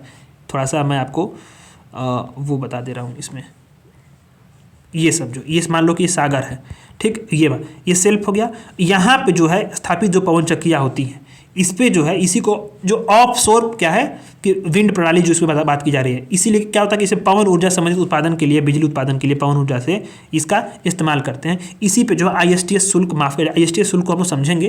तो जो नवीकरणीय ऊर्जा स्रोत है, इसका उपयोग करके जल से उत्पादित जो हाइड्रोजन है उसको ग्रीन हाइड्रोजन भी कहते हैं। तो यहाँ शब्द आया था ना कि 3 चीज़ें थी, अमोनिया वाला, ग्रीन हाइड्रोजन वाला और अपतटीय पवन ऊर्जा। तो अपतटीय पवन ऊर्जा आपने समझ लिया कि क्या है कि जल निकायों में निर्मित पवन चक्कियाँ हैं जो महाद्वीप में सेल्फ पर स्थापित होती है, महासागरों में, ठीक। अब जो नवीकरणीय ऊर्जा स्रोतों का उपयोग करके जो जल से उत्पादित हाइड्रोजन होता है उसको ग्रीन हाइड्रोजन बोलते हैं, ठीक, ग्रीन हाइड्रोजन। और आपको मैं एक होमवर्क दे रहा हूँ, व्हाइट हाइड्रोजन के बारे में पढ़ लीजिएगा, वो आएगा जरूर।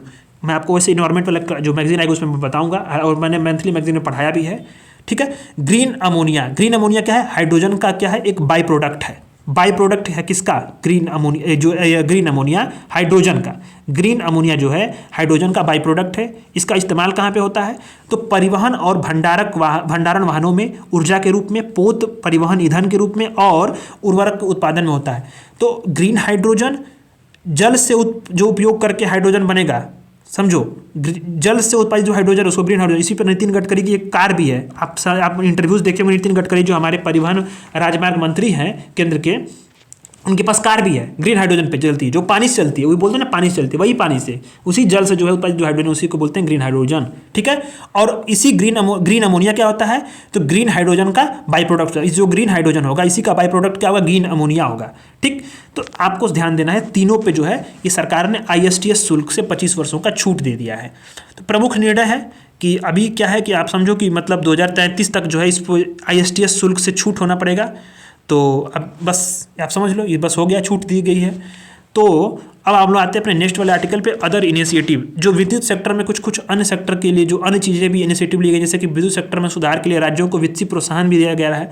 तो केंद्रीय वित्त मंत्रालय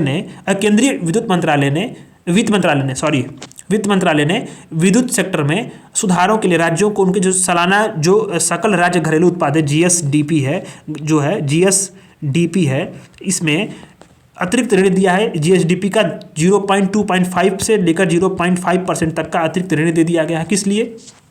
कि आप एनर्जी सेक्टर में, इलेक्ट्रिसिटी के सेक्टर में आप जो है इसको जो है आप इसका इस्तेमाल करो, उसका सुधार करो। ठीक, तो इसकी पहली जो घोषणा हुई थी 2021 में हुई थी, 4 साल के लिए, 2024-25 के लिए। तो अब इसके लिए कौन कौन जो होगा, इसके लिए पात्रता के लिए मैंने राज्यों द्वारा पात्रता को पूरा करने के लिए कौन कौन सुधार होंगे, तो राज्य जो होगा डिस्काम के घाटे के लिए उचित वित्तीय जवाबदेही व्यवस्था लागू करे, विद्युत क्षेत्र के सेक्टर में पारदर्शिता में रिपोर्टिंग हो, ठीक, और लेखा परीक्षा हो समय पे, और कानूनी और विनियामक आवश्यकताओं का पालन करे। ये बात यहाँ पे बताई गई है। तो आपको बस इसमें ध्यान क्या देना इस बात को कि जो वित्त मंत्रालय है इसने इलेक्ट्रिसिटी के सेक्टर में सुधारों के लिए राज्यों का जो जीएसडीपी उसका 0.25% और 0.5% का अतिरिक्त ऋण देने की, उधारी देने की बात कर दी है।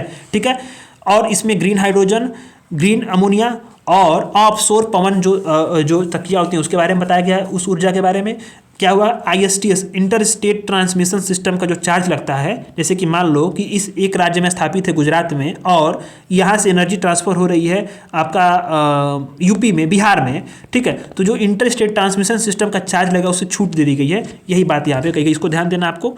तो बस ये वाला आर्टिकल कंप्लीट हो गया। दूसरा वाला आता है इसमें मार्केट कपलिंग।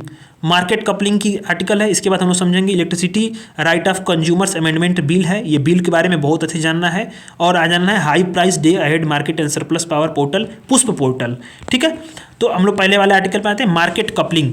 तो केंद्रीय विद्युत मंत्रालय ने, ठीक है, केंद्रीय विद्युत मंत्रालय ने सेंट्रल इलेक्ट्रिसिटी रेगुलेटरी कमीशन जो है, केंद्रीय विद्युत विनियामक आयोग को विद्युत जो एक्सचेंज है उसकी मार्केट कपलिंग की प्रक्रिया शुरू करने का निर्देश दिया है। मार्केट कपलिंग का आशय क्या होता है कि सरकार के स्वामित्व में एकल पावर ट्रेडिंग इकाई की स्थापना की जाए। मतलब जो क्या हो कि सभी जो विद्युत एक्सचेंज है उसे खरीद बिक्री के लिए उसको सबको एकीकृत कर दिया गया, और मिलान करके एक समान मूल्य बनाया जाए, एक समान जो है मार्केट क्लियरिंग प्राइस के लिए जो है स्थापना की जाए, मार्केट क्लियरिंग प्राइस हो। मतलब ये है कि आप समझो कि अलग अलग जो विद्युत, मान लीजिए कि अनेक राज्यों में क्या है कि अलग अलग विद्युत एक्सचेंज है, उसकी क्या है अलग अलग रेट है। तो इस सरकार ने बोला कि आपको सबको मार्केट कपलिंग करो। मतलब क्या है कि सबका एक सिंगल जो है सरकार के स्वामित्व में एकल पावर ट्रेडिंग इकाई बनाए, एकल के लिए एकल इकाई हो। अब इस सब सारे जो खरीद बिक्री होगी विद्युत जो एक्सचेंज से जो विद्युत का, इलेक्ट्रिसिटी का, उसको क्या किया जाएगा, इंटीग्रेट कर दिया जाएगा, एकीकृत कर दिया जाएगा, इसका मिलान किया जाएगा, और एक स्तर पे मार्केट जो है क्लियरिंग प्राइस एक समान मूल्य होगा, मैंने सभी राज्यों के लिए एक समान मूल्य होगा। ठीक है, तो भारत में क्या है कि पावर एक्सचेंजों में अलग अलग MCP हैं, अलग अलग जो है मार्केट क्लियरिंग प्राइस हैं। 3 पावर एक्सचेंज हैं, Indian energy exchange limited, power exchange India limited और हिंदुस्तान पावर एक्सचेंज लिमिटेड। वर्तमान में समझे तो IEX जो है इंडियन एनर्जी लिमिटेड, इसका एक अधिकार है, क्योंकि क्या इसमें इसकी कुल हिस्सेदारी कितनी है टोटल विद्युत बाजार में, 90% की है। ठीक, तो इससे मतलब मार्केट कपलिंग से क्या चीज़ का काम हो सकेगा, तो आप समझो एक राष्ट्र, एक ग्रिड, एक फ्रीक्वेंसी और एक कीमत का जो फ्रेमवर्क है, जो हमारा मुख्य जो उद्देश्य है, एक राष्ट्र, एक ग्रिड, एक फ्रीक्वेंसी, एक कीमत का फ्रेमवर्क, उसको लागू कर सकेंगे। राज्यों के बीच में और राज्यों के बीच में दोनों स्तरों पे क्या होगा, राज्यों में के भीतर और राज्यों के बीच में बिजली की जो संपूर्ण वार्षिक खपत है उसके लिए जो एक होगा कि सेंट्रलाइज शेड्यूलिंग होगी, उसकी कल्पना की गई। वो भी क्या होगा जो है कि मतलब मार्केट बेस्ड इकोनॉमिक डिस्पैच में इस तंत्र को अपना करके हम प्राप्त कर सकेंगे। और ये मार्केट बेस्ड इकोनॉमिक डिस्पैच कैसे आएगा, वही मार्केट कपलिंग से आएगा। ठीक है, तो यह बात आ गया। तो अब आता है इसमें कि electricity right of consumers amendment rule 2023, केंद्र सरकार ने जो विद्युत उपभोक्ताओं का अधिकार नियम है उसमें 2020 में संशोधन किया है। इस नियमों को क्या है कि उपभोक्ताओं को विश्वसनीय सेवाएं और गुणवत्तापूर्वक विद्युत आपूर्ति के लिए सरकार अनुसूचित की है। तो यहाँ आप समझो कि विद्युत के नए कनेक्शन और रिफंड सेवाएं क्या होंगी, समयबद्ध तरीके से होंगी। उपभोक्ताओं का अधिकारों का जानबूझ के जो उल्लंघन करेगा, सर्विस प्रोवाइडर पर जुर्माना लगाया जाएगा, उपभोक्ताओं को मुआवजा भी दिया जाएगा।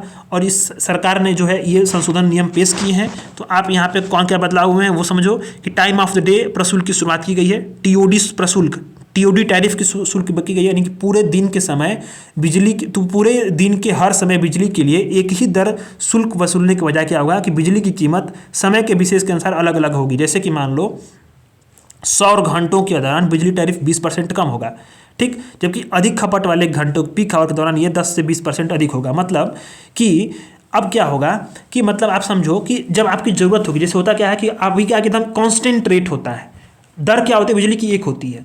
लेकिन अगर मान लो कि होता क्या है कि अभी जो कि राज्य विद्युत जो नियामक आयोग होता है वो एक दिन में 8 घंटे की अवधि होती है और उसके दौरान कुछ कुछ जो रेट होता है वो अलग होता है।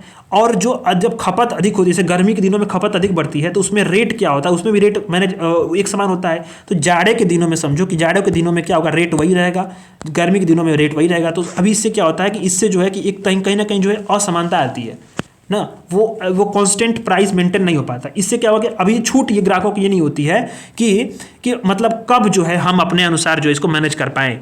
जब ये पूरे दिन के समय आप समझो कि मतलब एक ही दर पे वसूल शुल्क नहीं होगी, बल्कि क्या होगा कि समय विशेष के अनुसार अगर हम अलग अलग दर होगी तो जो उपभोक्ता होंगे वो अपने बिजली का बिल कम कर सकेंगे।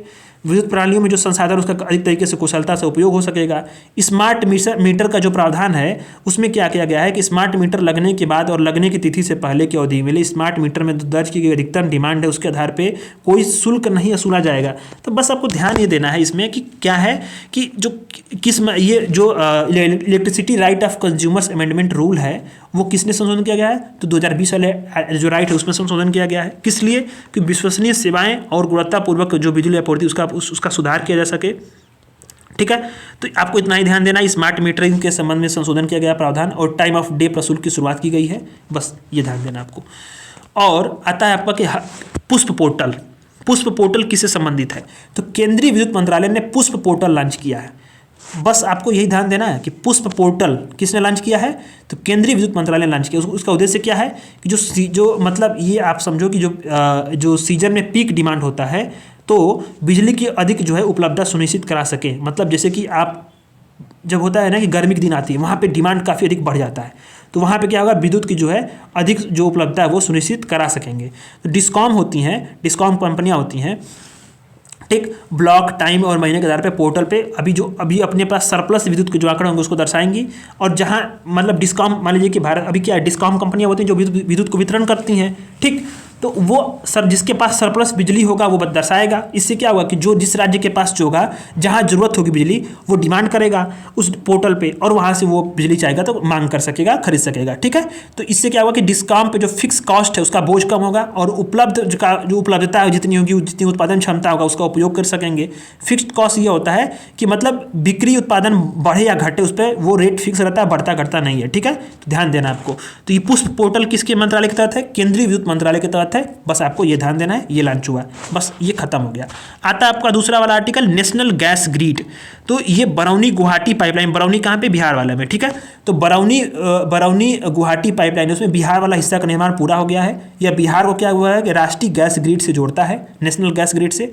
तो अभी समझो नेशनल गैस ग्रिड क्या है उसको थोड़ा समझते हैं पहले, कि केंद्र ने जो देश में प्राकृतिक गैस की आपूर्ति और मांग के सभी जो प्रमुख केंद्र थे उसको जोड़ने के लिए नेशनल गैस ग्रिड की शुरुआत की।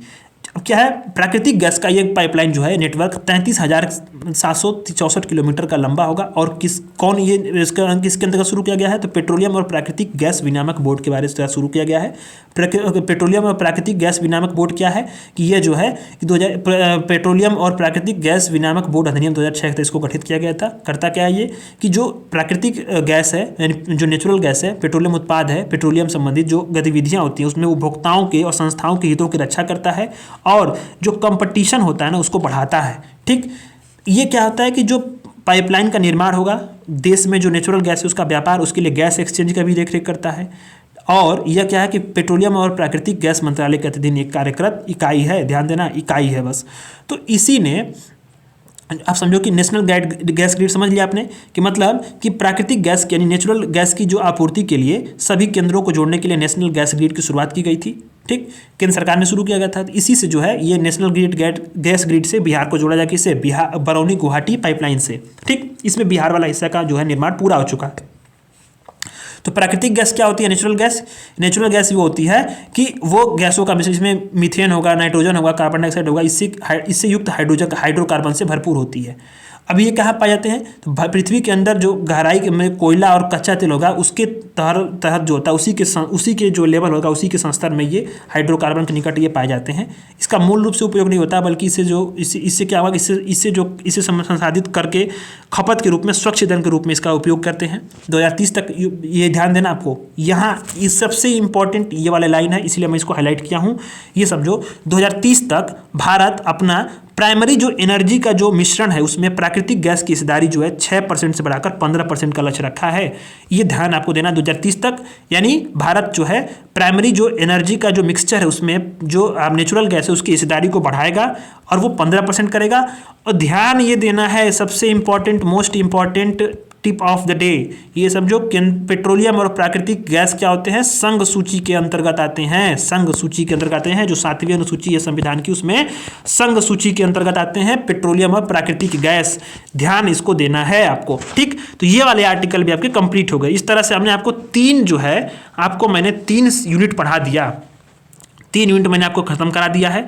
अब आप समझो कि आपके कितने यूनिट खत्म हो गए, तो पहला वाला, दूसरा वाला, तीसरा वाला, चौथा वाला और ये आपका 10वां और 11वां आपको बचा है सिर्फ। और कल की क्लास में हम लोग पढ़ेंगे payment system and financial market और पढ़ेंगे एक्सटर्नल सेक्टर। 2 यूनिट कल कंप्लीट करेंगे और अगले नेक्स्ट आने वाले 2 से 3 क्लासेस में आपकी इकोनॉमिक्स की मैगजीन खत्म हो जाएगी। तो दोस्तों अपने फीडबैक जरूर दीजिएगा, कमेंट जरूर करिएगा और वीडियोज़ को लाइक करके शेयर करिएगा। धन्यवाद।